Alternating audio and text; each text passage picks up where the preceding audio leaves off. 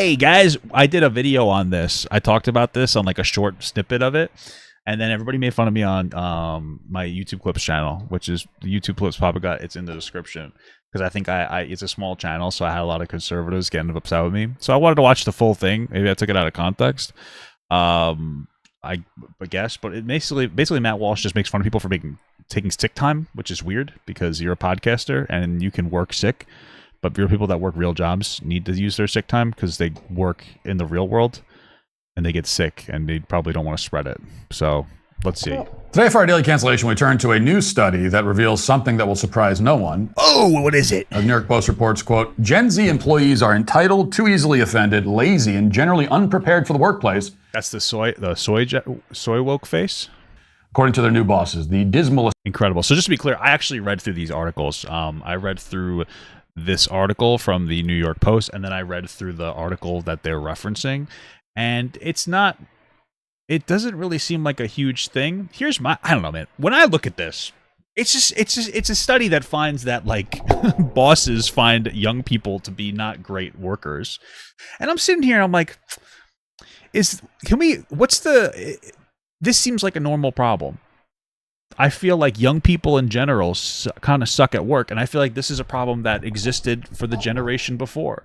Those bosses that are complaining about this generation now were probably shit at their jobs compared to what their bosses expected from them. And so I feel like the undertone of this video is Gen Z sucks, but the reality is that every generation people do get lazier because we have more technology to make things easier, and they have different expectations, and there's just a cultural shift and adjustment that people need to make.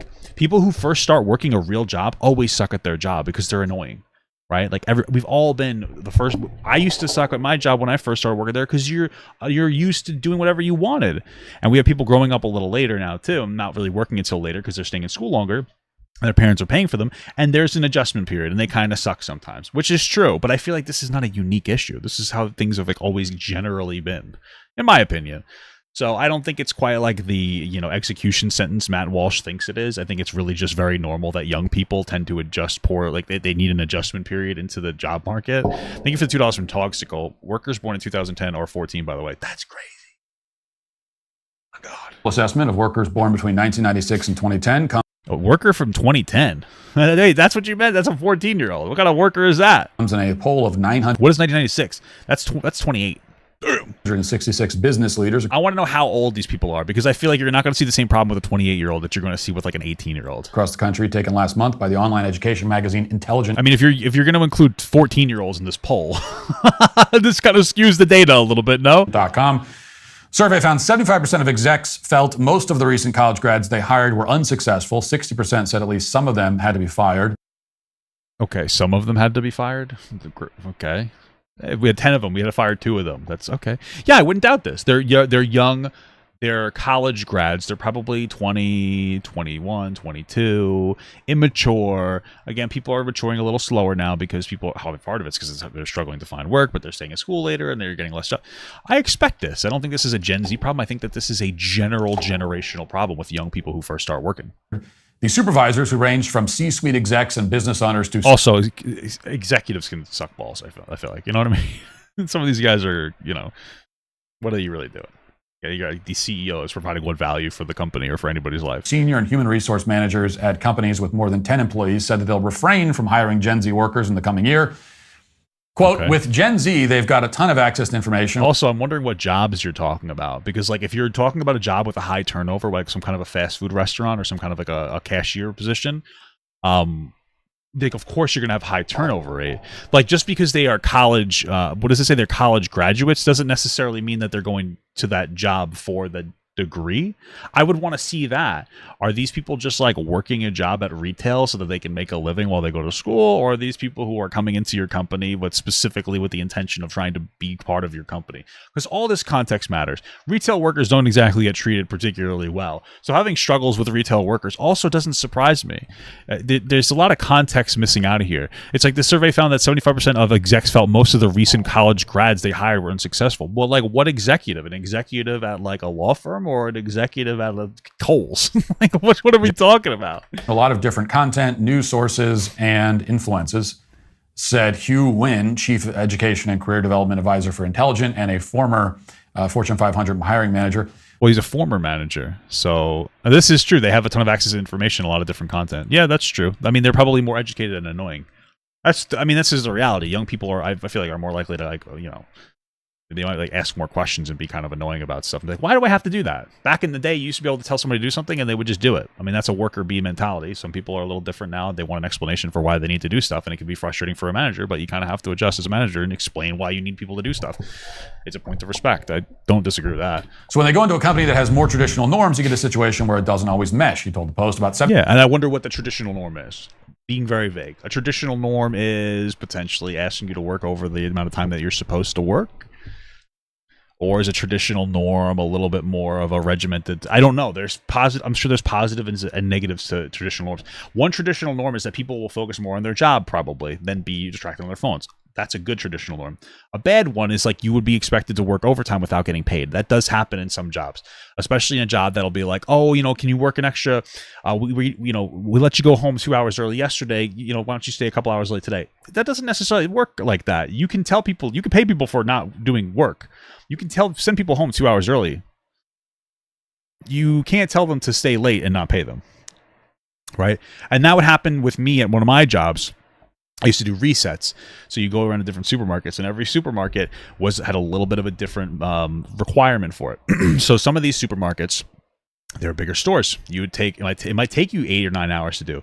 Some of the and it was a 7-hour job. Some of the supermarkets would only take 4 or 5 hours, right? I would generally stay a little bit later. I didn't necessarily care, but there was people there that were like, listen, you literally cannot ask us to stay late without paying us. We're going to leave. And, like, I get it. I still stayed because I was like, hey, I'm getting to help out. But at the end of the day, like, there's a reason why you have these laws constructed in the first place, is to set boundaries to make sure people do the right job. So, it depends on what the norm is. And, sometimes the norm isn't like that exactly. Like, again, at my other job, I would stay late sometimes just to get stuff done. And then I would just come in late. Sometimes they wouldn't really care, blah, blah, blah. It's a whole flow, and, you get respect.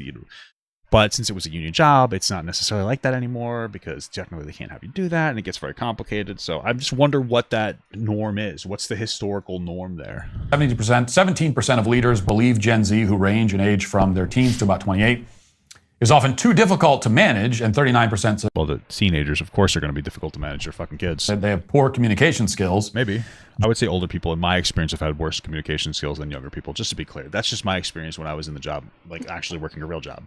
Older people tend to not really want to explain things to you as much. So, Jesson James, an international entrepreneur, business mentor, and speaker, said some Gen Zers struggle to articulate themselves, don't look you in the eye, and don't project their voices. That I could see. I could see some younger people being a little more timid and not able to advocate for themselves properly. Again, I feel like that's a young person problem. But young people definitely need to learn to advocate for themselves. Like, we always make fun of Karens, because we should, because sometimes they're annoying. But Karens advocate for themselves. At the end of the day, like, they will tell you when something is wrong. Do they go too far? Usually on those videos you see on social media, but you probably don't go far enough in advocating for yourself. You probably don't want to be a bother. They lack charisma and personality skills, he told the Post, adding, I don't feel that they are in tune with what it takes to impress others. Okay. Now, keep in mind, by the way, that many Zoomers, especially the younger half of that generation, have spent all day on their phones every day of their lives, practically since birth. Most of their communication and there are a lot of people that are addicted to their phones, and that's going to have an impact on their social ability for sure. Engagement with the outside world has been facilitated by the phone. Yeah. So it's and then it does cause the job to kind of be responsible, unfortunately, for undoing that addicted behavior, the addicted behavior to your phone, setting hard boundaries. If you cannot be on your phone between this time and this time, and that is just the way it is. There's a level of truth to that. And there's also the mentality of, like, there's a balance depending on your job between being on your phone and not being on your phone. Some jobs require you to not be on your phone. Some jobs you can get away with going on your phone a little bit here and there, and I don't necessarily care.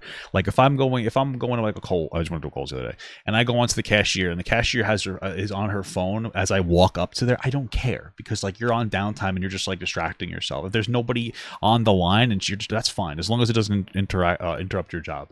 But then there's going to be jobs where, like, you can't necessarily do that. Some people want to have a standard of never be on your phone, always be available for the customer just in case you miss something, because you can't get involved in your phone. There's a lot of different, it depends on the workplace culture that you have here. No wonder that they struggle to relate and engage in person. You don't need to have personality skills on your phone. You don't need to have a personality at all, really. when you're on social media. Well, that's, I mean, good. That's good news for you, Matt. You're constructing, an image that is maybe bears no resemblance really to your real personality. Yeah, I have a furry with a huge penor. Doesn't really resemble me. Does resemble that black bull, though, that I had in my anus the other day. So you cannot give Sorry, man, I know you don't like the gays. your child Or black people. a phone, invite them to spend every waking hour of their day staring at the phone, and then scratch your head and wonder why they grew into adults with no social skills or personalities. Yeah, sure. It's inevitable. We'll return to that point in a moment. Reading on, quote, I'm just going to be absolutely clear here. Just to be clear, I know Matt's addicted to his phone because most content creators are, and he's on Twitter all day tweeting. So, like, you're addicted to your phone. I would expect a level of understanding of other people being addicted to their phone. And it is an addiction. Just because you get paid for your addiction doesn't mean it's not an addiction. Okay? You're like a fucking, if you're a sex addict and you do OnlyFans, you still have an addiction. You're just getting paid for it. James has seen what he calls snowflakeism, some Gen Zers crumbling under even a little pressure. Maybe. It's almost like you have to walk on eggshells around them, being super sensitive when managing them in case you offend them, upset them, or push them too far, he said. There's a problem. Oh, that's weird. There's a little bit of a problem with this sentence. And again, it's open to so much interpretation. I've worked with older people, and older people, especially older men, they tend to be very sexist. They talk about a lot of crazy shit. And honestly, I didn't necessarily care too much. They talk about tits and boobies. I wasn't personally a big fan of, like, the conversation. It was a little too disrespectful when it came to the conversations about women to me. But, like, I didn't have a meltdown or I wasn't sensitive about it. But some people don't like that. And so when you tell me you have to be sensitive around them, they're snowflakes, what's the conversations that's happening? Are you having a conversation where you're giving criticism and you're a little bit harsh and they're crying about it? Then that's a snowflakeism. You should be able to take criticism, even if it's a little rude sometimes from your boss. I personally think that's okay. Or are you having conversations that lean inappropriate, whether it's sexually inappropriate or racially inappropriate, and they're like, I don't like this. This is offensive to me. And you're like, oh, deal with it, snowflake. I don't know. But I do know how, like, workplace cultures can work, and groups of people can sometimes not be great at some things. Like, they can be kind of assholes. If you got a bunch of guys together, they're going to talk shit about women. Or they're going to talk about women in a sexual way. If you got a bunch of girls together, unfortunately, they're going to be kind of catty. It's just like, it's just kind of how it is. I mean, when you don't have a diverse cast of people that you're working with, you're going to see some kind of an issue with the way that they'll talk about certain topics. Maybe there's loud, annoying people having political conversations. Older people tend to have more political conversations that I've noticed in the workplace. I don't really know. I need more context on what this is. Sometimes the sensitivity is justifiable. If walking on eggshells is like, I feel like I can't criticize this person without them crying, that's fair. But if walking on eggshells is you want to go around the office and be an obnoxious dick about something, like, saying some dumb political shit, you probably should shut the fuck up. It depends. I don't know. It's so vague, and we're having people give information about people. Just because you're a manager doesn't necessarily mean that everything that you have to say is going to be right or appropriate. There's new boundaries that have to be drawn every single day. It's like when you're working with mostly men and then a woman joins the crew, you have to adjust, because guys are usually okay doing, like, talking about inappropriate shit. Women are more sensitive to that. But that's okay for the woman to be more sensitive to that. If you guys are talking about your penor all day and, like, dicks and balls, which is what guys talk about at work, and then a woman starts working there and she's like, I don't like this conversation, it does technically border on it is sexual harassment. You have to stop the behavior, and that's justifiable for her to set that boundary. And so I don't know where this stops and starts. I really don't know. It's very open to interpretation, and we just don't know exactly what it is. And to me, I would be willing to bet that it's both. I'm willing to bet that some of these people are too sensitive to some things, but then also these other bosses are not sensitive enough to other things, and we don't really know what the middle ground is. And that's probably very normal from generation to generation. Thank you for the 6-month small gut from Admiral Abdomen. I'm a snowflake, but instead of crying, I coom. That's incredible, brother. I appreciate that. Some 20-somethings have even brought a parent with them to job interviews for support. That's very bizarre behavior, I would say, but okay. Corporate environment. That's definitely, like, ridiculous behavior for them to bring them to. I mean, if they drive them there or whatever, but bringing them there, that's ridiculous. That's obviously insane. Environments and office culture have relaxed in recent years when noted and are viewed differently between generations. But even with a more laid-back office environment, recent college grads don't dress professionally and don't use appropriate language for work. 19% of those surveyed said. What do they say? Skibbity toilet rows? Again, you're gonna have to set a very strict boundary as an office. You have to say, like, listen, this is our expectations. You have to dress this way, and if not, we're gonna have to let you go. It's fine to do that. About 20% of respondents said Gen Zers are often late to work. 15% said they frequently hand assignments in late. Yeah, I mean, that's definitely problematic. It's okay to be late sometimes. It happens, but you shouldn't be frequently late to work. The younger generation is also more likely to use up their sick days than their older colleagues recent studies have found. Yeah, that I think is fine. If you have your time, use it. Whether it's because you're physically sick or even mentally. Like if you want to have a time, if you want to take a day off for your mental health, if you have the time, be my guest. Take the time. That's what it's there for. Side note on the sick day thing is this will be unpopular, especially with younger people, but you shouldn't be using sick days. Okay, I've used sick days maybe twice in 7 years, and in both of those cases, what does that mean, Matt? Are you taking into account PTO in some capacity? My take is if you have the sick time, you should use the sick time. If you want to use the sick time, you shouldn't go to work sick. Being a podcaster is not a real job. It's not as difficult as an actual job. If you work in retail, you're meeting people every day. They're sick. They're going to get you sick. I used to be a manager that cleaned buses for a living. I would get sick. My people would get sick. People get sick. Now, I would go to work sick sometimes, and I would try to deal with it. And other people who came to work and they were like, hey, I'm sick, I would give them a lighter workload. But and I would try to save my sick time for like time I really just wanted to relax and enjoy myself at home. But I say, take your sick time if you have it. If the company's giving you sick time, take your fucking sick time. Thank you for the small gut from Will Bennett. I appreciate that. Because I lost my voice and I couldn't speak. Okay. You can't blame me for that. It's impossible to do a podcast when you can't speak. And even then, I still, and anyone who watches, who's been watching the show for a while, you know this. I still came into the office and recorded a video with subtitles when I lost my voice. Who cares? Who gives a fuck about that? Like this is what I'm talking about. Now, I don't know if Matt Walsh ever worked a real job in his entire life. I used to work real jobs. I used to work, like I said, I did resets for supermarkets. I'd come into and it's very manual labor work. That's what I was doing. Sometimes you need that fucking sick time, man. And sometimes it's just nice to take off and go do something to just relax yourself mentally. And sometimes you're sick. You can't always work through being sick. If you're sitting here and like you guys have like seen me literally be sick and be working, because what the fuck am I doing? I'm talking to you guys and I mute blow my fucking nose. What am I really doing?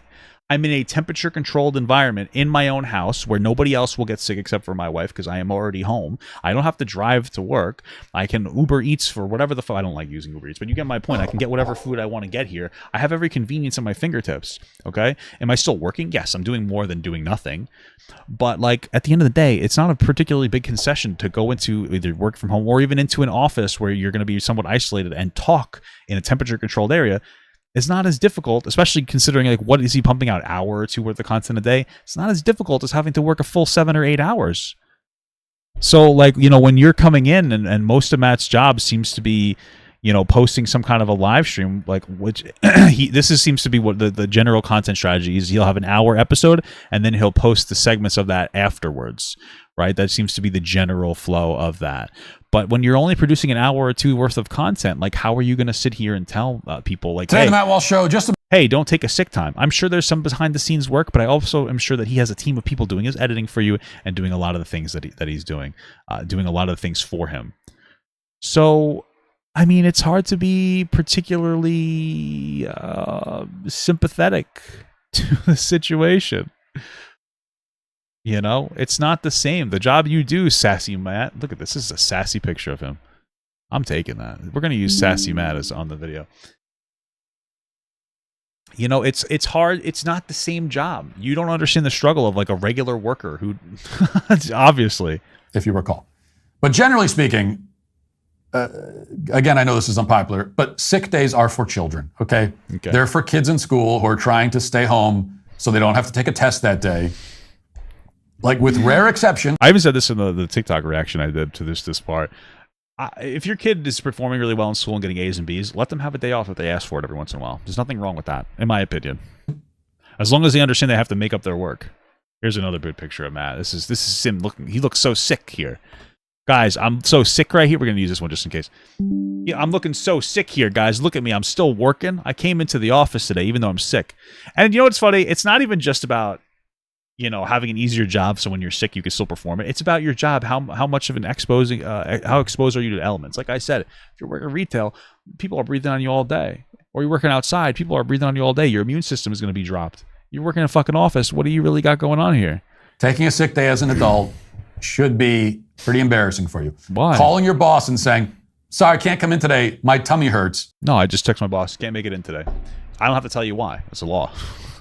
So... is humiliating. You need to be at work, okay? Adults don't have time to be sick. They do have time to be sick. My wife works a very real job. Matt doesn't understand, and even I don't. My wife works a real job. She has a lot of PTO. She has a lot of sick time. My wife gets a lot of benefits, but she has a lot of work. And there are times where she's working a lot, and she simply cannot call out because she's sick. And there are times where she can call out. Okay? That's it. I mean, that's what it comes down to. You can, depending on your job, you can make up your work. And a lot of times my wife will call out sick and then she'll work from home for a couple hours because she just has some stuff she has to do, but she just feels so terrible. When somebody gets sick, why the fuck would you force them to go into work? I don't understand. And then get other people sick. Like, I don't understand it. What? We don't have time for it. That's. I was just having this conversation with my kids recently, actually, because I was kind of under the weather, and my kids were aware of that, and they said, "Well, so why are you going to work?" I said, "Because I don't have time to be sick." Okay, Matt, you don't work hard. I know this for a fact. You do not work hard. I don't work hard either. You might work harder than me, but you don't work hard. You produce like an hour of show a day. Whatever you're doing in the back burner is not particularly difficult. Your job isn't hard. You're not sitting here doing construction. You're not sitting here doing retail. You're not sitting here cleaning. You're not sitting here doing anything meaningful. You're sitting here talking about dumb bullshit like I do every single fucking day. And you're acting like, oh, yeah, I got to go to work, kids. My work ethic. Okay, you're not the fucking 60, 70, 80-year-old mechanics that I used to work with that would come in when they were sick. And they would work their asses off all fucking day. That's not you, Matt. That's not you, man. Okay? Your videos mostly boil down to doing commentary on the VeggieTales or Kamala Harris, or I don't fucking know, other political drama is what you're doing. You're doing political drama. I do dumb bullshit too. My point is that you don't work hard to be able to afford the ability to say, "Yeah, I just gotta work when things get tough. I gotta provide." Your job isn't hard. It's not difficult. You being sick and working on your podcast is still easier than a normal 9-to-5 retail job of somebody who is in perfect health. Like, you're sitting here acting like you're doing something fucking crazy, and you're just not. You're not, man. It's like, this is the entitlement of like different generations. It's not like being lazy is fine, but when you don't realize that you're fucking lazy and you're getting away with it, like Matt Walsh is, like this is a privilege. This is where it becomes a problem. You're not the average everyday American. I'm not either anymore. I'm so fucking fortunate for that. I'm so goddamn blessed for that. I used to be the guy that worked to 40 hours and then I'd work side jobs just to make a fucking living because shit was tough. And that sucked. And I remember waking up days hating my fucking job, never wanting to go. I would get, I had benefits stripped from me, all this other bullshit. I'm not that guy anymore, man. You are not that guy either. You're not the you stop. It's like this cosplay. These people. It's not just a conservative thing. Son does the same thing. But you have these content creators that are like cosplaying the average everyday American. You're not. I know what it used to be like. It sucked. It's fucking terrible, bro. But you're still like, you got to wake up and go to work. You do. Your job is easy, Matt. Shut the fuck up. Stop pretending you know what it's like. The 18-year-olds who work at Target have it harder than you, which is true. It's very true. I don't know. I can't be. I don't have time. But you are sick, yeah. But I don't have time for it. I don't have time for it. I have a little. My stomach hurt. I'm operating as though I'm not. Okay, Matt. Thanks. Finishing up the article, quote, but many bosses are trying to tame the immature hires, even mandating office etiquette training. That's a good idea. Jobs should do. We already have office etiquette training. It's called sexual harassment training, and it's older people who need that more than the younger people, just to be clear. Okay? Just to be clear. There needs to be office etiquette training, but like it needs to be going in both directions. 54% of the company leaders surveyed said there was a guy I used to work with, and he was annoying as shit, and he used to like follow women to their car to flirt with them, and he was like in his 60s, and these women were like, some of them weren't even 18. And then they started doing sexual harassment training, and it's like, I wonder why. You got to get your shit together, man. Like, everybody needs a reminder for their fucking etiquette. They offer the training, and many mandate it for new hires, and a quarter of them specifically require it for Gen Z recruits. Okay, well, you should just do it for all recruiters. That's fun. So that's good. Set boundaries. Adjust to the work environment. Like adjust the workers that you're pulling in. Set firm boundaries of this is what we expect from you, and then if they don't adhere to that, then you have to fire them, and it is what it is. The fundamental problem for Gen Zers in the workplace is that many of them, not all, but many. It's really not many. I read the article, and statistically, like there was 3 categories. And the 3 categories where we had a problem with all of them, some of them or none of them. And if they hired 20, the highest category was like, oh, we had a problem with some of the people that we hired.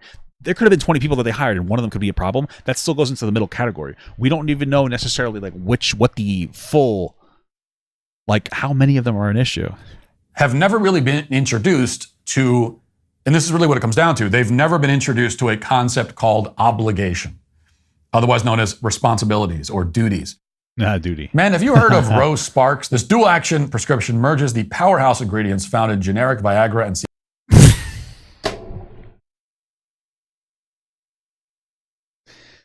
Matt, are you seriously selling Viagra, bud? What the fuck? Are you seriously selling Viagra, dude? Yep, I gotta go buy my Viagra. I gotta go watch my Matt Walsh video about the VeggieTales. Yep, it's time for me to take some Viagra. What are you gonna do? I'm gonna go jork it to the vegetable tails right here. Cialis, sildenafil, and We got the Gooner, Matt. Okay, great. You're selling Viagra, Matt. Thank you.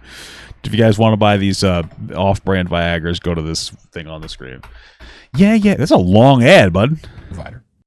They are failing in the workplace because work is all about fulfilling your responsibilities, even if you don't want to or don't feel like it, even if it's stressful or difficult, even if sometimes, and sometimes your job pushes it a little much. If it makes you feel bad, even if you're anxious about it, okay, even if you're feeling depressed, even if you're whatever, you still have to do your job. Yeah, I agree with that. Sure. And some people have to learn that, especially new hires for jobs who haven't really worked jobs before. I agree. Okay. Whatever you do for a living, being at a job is to be in a place where the main thing, like, yes, your value in that place depends on whether or not you are performing the tasks that you're supposed to perform. Sure. Okay. I agree. And that doesn't mean that your value... I still think it's okay to take sick time, Matt. Okay. And I'm sure this is an issue that every generation has of young people. They come into a job thinking that they know what the fuck they're doing, and they come in and they're annoying and they suck. And they have to be educated. As a person, as a human being, is dependent on that, but your value in the job... I'm not reading any donations for right now. Okay, shut up. Stop harassing me. Is entirely dependent on whether or not you're performing the tasks that you're supposed to perform. Thank you, Matt. Okay. And that's how a job works. Yeah, I agree. And that is the first and really only thing that matters. And there's really no story here for this article. The article is like, hey, young people kind of that haven't really worked before can suck at their jobs a little bit. And we've turned this into like we're going to make a hit piece against Gen Z, because a lot of this is complaining about Gen Z and younger people as an entitled older man who works a very easy job. Like, that's most of what this content is. It's really not that big of a deal. Young people who haven't worked before struggle to adapt to the environment, which is a problem, and it needs to be dealt with. And it seems like the jobs are going to have to adapt to deal with that problem. But it's really that it. But we have to extend this out to an 8-minute long video with a 2-minute long ad to get your dingle hard. And that's the environment you're in when you're in the workplace. Thanks, Matt. I appreciate that, bud. Where it's always like, what have you done for me lately? What are you doing? That's what I care about. What? And that was always going to be an environment that's very difficult for a lot of people that were raised the way that the kids are raised today. Perhaps the number one skill required to be a functional adult, much less a successful one, is the ability to work for 2 hours and a podcast when your stomach hurts. Do things you don't want to do. Okay, that's true. And to not only do them, but do them well. Do them as well as you need to do them, all right, guys? You can go above and beyond if you want, but sometimes your job is just going to cuck you if you do. It sucks, man. Sometimes if you go above and beyond to do everything that you need to do, sometimes your job will just keep you in that position, and they'll hire or they'll promote the piece of shit asshole that sucks at his job. It does happen sometimes. This is a facet of adult. Like, I had a guy, the same guy that would sexually harass those women. He was so bad at his job that they promoted him to get him out of that position. So, life that is so basic, it's so fundamental that in previous generations, it didn't even need to be articulated. Right? Nobody would have even needed to explain this to you. This is just not true. We know this is not true because they created uniforms at jobs. The reason that uniforms are created at jobs is so that people can't really get away with dressing in a certain way. They want you to dress a certain way to represent the company, but they also don't want you to dress another way. They don't want you to dress too scantily clad or whatever you would consider unprofessionally. So they have you dress professionally. There have always been workplace boundaries. Those have always been communicated in some capacity. And what those means is just changing now. That's it. It's not really like you're acting like this is a unique problem. It's a problem with every young generation that's ever existed. Thank you for the $5 from Jackie Love. Can I check out Greg Doucette's video about Mike Israetel? Maybe. I'm a little too fat, I feel like, for talking about that. But these days we have multiple generations, not just Gen Z. This applies to many millennials as well, who really do struggle with even the concept that they should have to do things they don't want to do and fulfill obligations that are not fun to fulfill. For them, in their world, they should be able to get out of anything simply by saying, well, this makes me feel bad. The idea of forging ahead and doing what must be done in... Oh, what is it? Greg Doucette just complaining about Dr. Mike Israetel because Greg Doucette's a fucking loser? I don't understand. I'm pretty sure this is just over Dr. Mike Israetel talking about how he's no longer going to be doing bodybuilding because he wants to focus on his job, and it's like sometimes miserable to cut.